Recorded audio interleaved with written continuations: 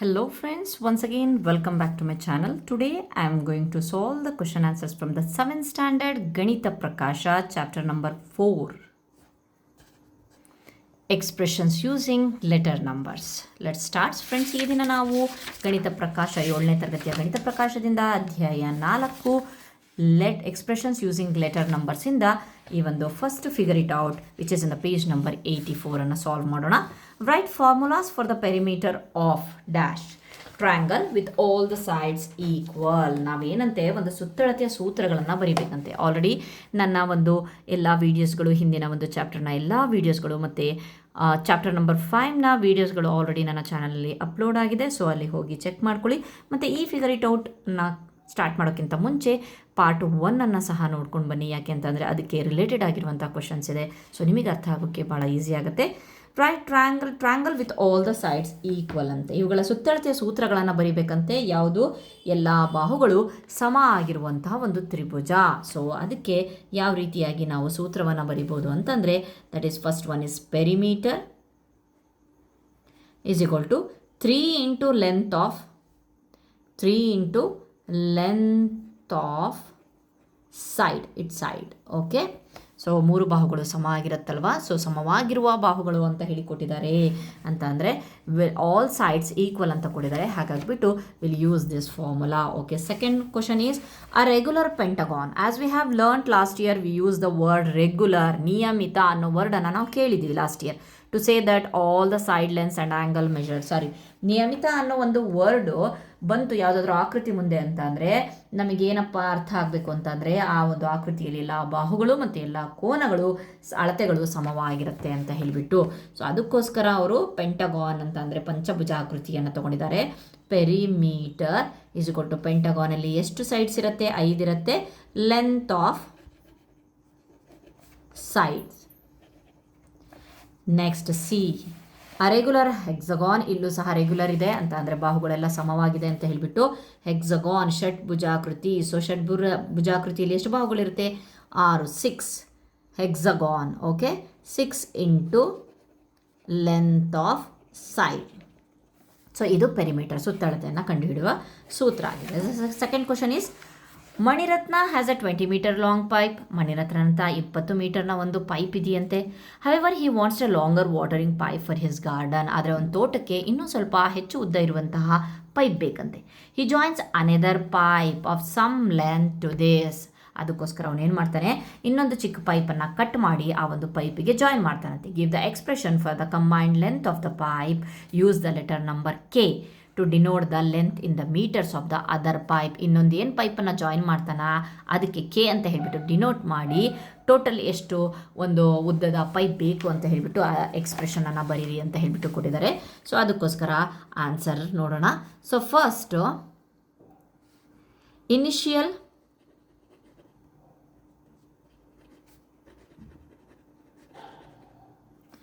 Length of pipe is equal to 20 meter ಅಲ್ವಾ. ಸ್ಟಾರ್ಟಿಂಗಲ್ಲಿ 20 meter ಇತ್ತು. ಅದಾದಮೇಲೆ next length of pipe join. ಎಷ್ಟು ಜಾಯಿನ್ ಮಾಡಿದ್ರು ಸೊ ಗೊತ್ತಿಲ್ಲ, but they have mention that we have to K ಎಲ್ಲಿ ಮೆನ್ಷನ್ ಮಾಡಬೇಕಂತೆ, K meter. Okay fine. Next ಇದಕ್ಕೆ ಒಂದು ಎಕ್ಸ್ಪ್ರೆಷನನ್ನು ಬರೀರಿ ಅಂತ ಹೇಳಿದ್ದಾರೆ. ಸೊ ಎಕ್ಸ್ಪ್ರೆಷನ್ ಬಂದುಬಿಟ್ಟು 20 ಮೀಟರ್ ಆಲ್ರೆಡಿ ಇತ್ತು, ಅದಕ್ಕೆ ಕೆ ಮೀಟರನ್ನು ಸೇರಿಸಿದ್ದೇವೆ. ಓಕೆ. ಇದು ಮೀಟರ್ ಬ್ರಾಕೆಟಲ್ಲೇ ಬರೆದು ಮೀಟರನ್ನು ಬರೀರಿ. Okay fine. Next third question.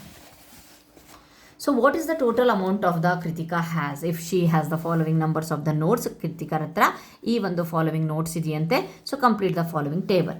So 100 ರೂಪಾಯಿ ನಂಬರ್ ಆಫ್ 100 ನೋಟ್ಸ್ 3 ಇದೆಯಂತೆ. ನೆಕ್ಸ್ಟ್ ನಂಬರ್ ಆಫ್ 20 ನೋಟ್ಸ್ 5 ಇದೆಯಂತೆ. ನಂಬರ್ ಆಫ್ 5 ನೋಟ್ಸ್ 6 ಇದೆಯಂತೆ. ಅಂದರೆ 100 ರೂಪಾಯಿಯ 3 ನೋಟ್ಗಳಿದಾವಂತೆ, ಪ್ಲಸ್ 20 ರೂಪಾಯಿಯ 5 ನೋಟ್ಗಳಿದಾವಂತೆ, ಪ್ಲಸ್ 5 ರೂಪಾಯಿಯ 6 ನೋಟ್ಗಳಿದಾವಂತೆ. ಸೊ ಇದನ್ನು ನಾವು ಗುಣಿಸಿದ್ರೆ 300 plus 100 plus 30. So total is 430. Okay fine. Second one 100 6 notes ಇದೆಯಂತೆ. ಓಕೆ. ಎಷ್ಟು? 6 ನೋಟ್ಸ್ ಇದೆ. 20 4 ಈ ರೀತಿಯಾಗಿ ಹೀಗೆ ಬರೆದು ನಡೆಯುತ್ತೆ, ಹೀಗೆ ಬರೆದು ನಡೆಯುತ್ತೆ. 20 ನೋಟ್ಸ್ 4 ಇದೆಯಂತೆ, 5 ನೋಟ್ಸ್ 3 ಇದೆಯಂತೆ. Okay fine. ನೆಕ್ಸ್ಟ್ 8 ನೋಟ್ಸ್ 100 ಇದೆಯಂತೆ, ಪ್ಲಸ್ 4 20 ನೋಟ್ಸ್ ಇದೆಯಂತೆ, ಪ್ಲಸ್ ಇಲ್ಲಿ ಗೊತ್ತಿಲ್ಲ ಝೆಡ್ ಇದೆ, ಸೊ ನಾವು ಝೆಡ್ಡೇ ಬರಿತೀವಿ. 5 ನೋಟ್ಸ್ ಝೆಡ್ ಅಷ್ಟು 5 ನೋಟ್ಸ್ ಇದೆಯಂತೆ, ಎಷ್ಟು ಅಂತ ಗೊತ್ತಿಲ್ಲ, ಝೆಡ್ ಅಷ್ಟು 5. ಸೊ ಇದನ್ನು ನಾವು ಕ್ಲಿಯರ್ ಮಾಡ್ಕೊಳ್ಳೋಣ. 800 plus 4 into 2 is 80 plus Z into 5. ಇದನ್ನು ನಾವು ಮಲ್ಟಿಪ್ಲೈ ಮಾಡೋಕ್ಕಾಗಲ್ಲ, ಹಾಗೆ ಬರ್ತೀವಿ, ಅಥವಾ 5Z ಅಂತ ಬರೆದು ನಡೆಯುತ್ತೆ. 80 ಆಯಿತು plus 5Z. Okay fine. Next ಇಲ್ಲಿ ಸೊ 100 ಇಂಟು ಎಕ್ಸ್ ಇದೆ, ಪ್ಲಸ್ 20 ಇಂಟು 5 ಇದೆ, 20 ಇಂಟು ವೈ ಇದೆ, ಪ್ಲಸ್ 5 ಇಂಟು ಝೆಡ್ ಇದೆ. ಸೊ ಇದನ್ನು ನಾವು ಮತ್ತೆ ಗುಣಿಸೋಕ್ಕಾಗಲ್ಲ, ಸೊ ಹಾಗೆ ಬರೆಯೋಣಂತೆ. ಇಂಟು ತೆಗೆದುಬಿಟ್ಟು 100x 20y plus 5z. Okay fine. Next question is the fourth one is Venkatalakshmi owns a flour mill. Venkatalakshmi ಹತ್ರ ಒಂದು ಹಿಟ್ಟಿನ ಗಿರಣಿ ಇದೆಯಂತೆ. It takes 10 seconds for the roller mill to start running. ಆ ಮಿಷಿನ್ ಸ್ಟಾರ್ಟ್ ಆಗೋಕ್ಕೆ 10 second ಬೇಕಂತ. Once it is running, ಯಾವಾಗ ಅದು ಸ್ಟಾರ್ಟ್ ಆಗುತ್ತೋ, each kg of the grain takes 8 second to grind ಅಂತಂದರೆ 1 kg ಧಾನ್ಯ ರುಬ್ಬಕ್ಕೆ ಎಷ್ಟು 8 ಸೆಕೆಂಡ್ ಬೇಕಂತೆ. ಫಸ್ಟು 10 ಸೆಕೆಂಡು ಮಿಷಿನ್ ಸ್ಟಾರ್ಟ್ ಆಗಕ್ಕೆ ಬೇಕಂತೆ. ಅದಾದಮೇಲೆ ನೆಕ್ಸ್ಟ್ 1 kg ಧಾನ್ಯ ರುಬ್ಬಕ್ಕೆ 8 ಸೆಕೆಂಡ್ ಬೇಕಂತೆ. Which of the expressions below describe. ಹಾಗಾದರೆ ಇಲ್ಲಿ ಕೆಲವೊಂದು ಎಕ್ಸ್ಪ್ರೆಷನ್ಸನ್ನು ಕೊಟ್ಟಿದ್ದಾರೆ. ಈ ಒಂದು ಸಿಚುವೇಶನನ್ನು ಯಾರು ಕರೆಕ್ಟಾಗಿ ಹೇಳ್ತಾರೆ.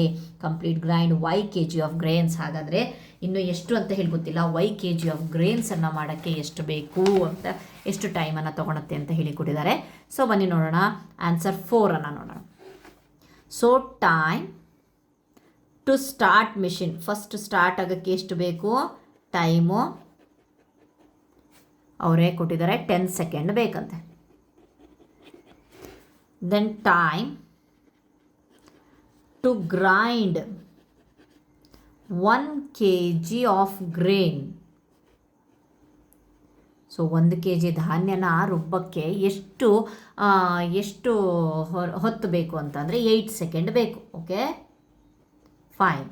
ಹಾಗಾದರೆ ಕ್ವಾಂಟಿಟಿ ಆಫ್ ಗ್ರೇನ್ಸ್ ಎಷ್ಟಿದೆ, ಟೋಟಲ್ ಎಷ್ಟಿದೆ, ಕ್ವಾಂಟಿಟಿ ಆಫ್ ಗ್ರೇನ್ಸ್ ಗೊತ್ತಿಲ್ಲ, ಬಟ್ ಅವರು ಅದನ್ನು y kg ಅಂತ ಮಾಡ್ಕೊಳ್ಳಿ ಅಂತ ಕೊಟ್ಟಿದ್ದಾರೆ. ಓಕೆ ಹಾಗಾದರೆ total time taken for y kg. ಹಾಗಾದರೆ y kgಗಳಷ್ಟು ಧಾನ್ಯವನ್ನು ರುಬ್ಬಕ್ಕೆ ಎಷ್ಟು ಟೈಮ್ ಬೇಕಾಯಿತು ಅಂದರೆ, ಫಸ್ಟು ಸ್ಟಾರ್ಟ್ ಆಗೋಕ್ಕೆ 8 ಸೆಕೆಂಡು ಪ್ಲಸ್ 1 kgಗೆ 8 ಅಂತ y ಎಷ್ಟು ಅಂತ ಅಂದರೆ 10 plus 8y. Okay next fifth one. Write algebraic expression using letter of your choice. Let number be X. Okay ಎಕ್ಸನ್ನು ತೊಗೊಂಡಿದ್ದೀನಿ, ನೀವು ಯಾವುದೇ ಒಂದು ನಂಬರ್ ತೊಗೊಬೋದು. 5 ಮೋರ್ ದ್ಯಾನ್ ಎ ನಂಬರ್ ಅಂದರೆ X plus 5. Then 4 less than a number ಅಂತ ಅಂದರೆ X minus 4. Next 2 less than 13 times a number. 13 times a number 2 less than. Okay fine. Next 13 less than 2 times A number means 2x minus 13. So expression ಎಷ್ಟು ಇದಿದೆ ನೋಡಿ, ಕರೆಕ್ಟಾಗಿ ಅರ್ಥ ಮಾಡಿಕೊಂಡು ಬರೀಬೇಕು. ಇದನ್ನು ನಾನು ಬೇಕಾದರೆ ಕನ್ನಡದಲ್ಲಿ ಹೇಳ್ತೇನೆ ಏನಂತ ಹೇಳಿಬಿಟ್ಟು. ಸೊ ಒಂದು ಸಂಖ್ಯೆಯು 13ರಷ್ಟಕ್ಕಿಂತ 2 ಕಡಿಮೆ ಇದೆ, 13ರಷ್ಟಕ್ಕಿಂತ 2 ಕಡಿಮೆ ಇದೆ. ಅದೇ ಇಲ್ಲಿ ಬಂದುಬಿಟ್ಟು ಒಂದು ಸಂಖ್ಯೆಯ 2ರಷ್ಟಕ್ಕಿಂತ 13 ಕಡಿಮೆ ಇದೆ ಅಂತ ಹೇಳಿ. Okay fine. Next one. So describe the situation corresponding to the. ಈಗ ಇಷ್ಟೊತ್ತು ನಾವು ಇಲ್ಲಿ ಸಿಚುವೇಶನ್ ಕೊಡ್ತಿದ್ರು, ಎಕ್ಸ್ಪ್ರೆಷನನ್ನು ಬರೆದ್ವಿ. ಇಲ್ಲಿ ಎಕ್ಸ್ಪ್ರೆಷನ್ ಕೊಟ್ಟಿದ್ದಾರೆ, ಅದಕ್ಕೆ ನಾವು ಸಿಚುವೇಶನನ್ನು ಬರೀಬೇಕಂತೆ. So let start. First situation is 8 into X plus 3 into Y. ಏನು ಬರೆಯೋಣ? Sum of 8 times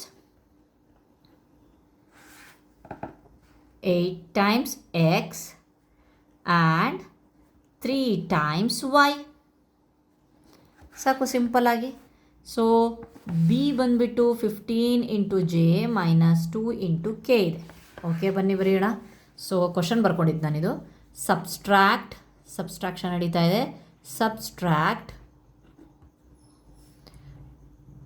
2 times k from 15 times j. Okay, ಇಷ್ಟು ಬರೆದ್ರೆ ಆಯ್ತು. ನೆಕ್ಸ್ಟ್ ಲಾಸ್ಟ್ ಬರೋಣ. Last question, that is 7th one. In a calendar month, ಇಲ್ಲಿ calendar ಕೊಟ್ಟಿದ್ದಾರೆ. If any 2 into 3 grid, ಇಲ್ಲಿ grid ತೊಗೊಂಡಿದ್ದಾರೆ 2 ಇಂಟು 3. 2 ಅಂತ ಅಂದರೆ 2 rows 3 columns. Okay, fine.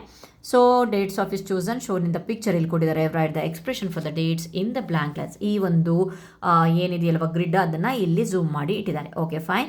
ಹಾಗಾದರೆ ಇಲ್ಲಿ ನೋಡ್ಬೋದು 19, 20, 21. ಸೆಂಟ್ರ್ ಒಂದೇದು ಡಬ್ಲ್ಯೂ ಇದೆ. ಡಬ್ಲ್ಯೂ ಅಂತ ಅಂದರೆ ಇಟ್ ಮೀನ್ಸ್ ಇದು 20 ಅಂತ ಹೇಳ್ಬಿಟ್ಟು ಇಲ್ಲಿ ಕಾಣಿಸ್ತಿದೆ ಅಲ್ವ, 20. ಓಕೆ, ಅದ್ರ ಹಿಂದೆ 20ಗಿಂತ ಒಂದು ಕಡಿಮೆ ಇದೆ ಅಲ್ವಾ, 9. ಸೊ ಅದಕ್ಕೋಸ್ಕರ 19.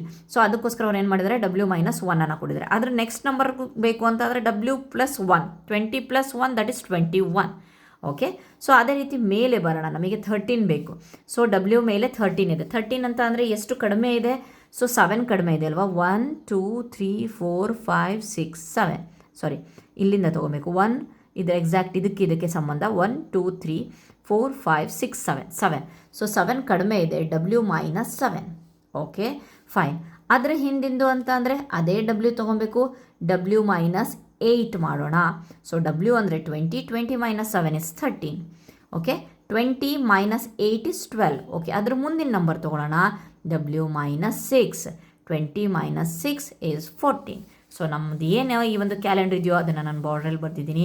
ಒಳಗಡೆ ತುಂಬೋದನ್ನಷ್ಟೇ ಬರ್ಕೊಂಡ್ರೆ ನಿಮ್ಮ ಈ ಒಂದು ಫಿಗರ್ ಇಟ್ ಔಟ್ ಕಂಪ್ಲೀಟ್ ಆಗುತ್ತೆ. ಐ ಹೋಪ್ ನಿಮಗೆ ನನ್ನ ಒಂದು ವಿಡಿಯೋ ಅರ್ಥ ಆಗಿದೆ ಅಂದ್ಕೊಳ್ತಾ ಈ ವಿಡಿಯೋನ ಇಲ್ಲಿಗೆ ನಾನು ಸ್ಟಾಪ್ ಮಾಡ್ತಿದ್ದೀನಿ. Thank you so much.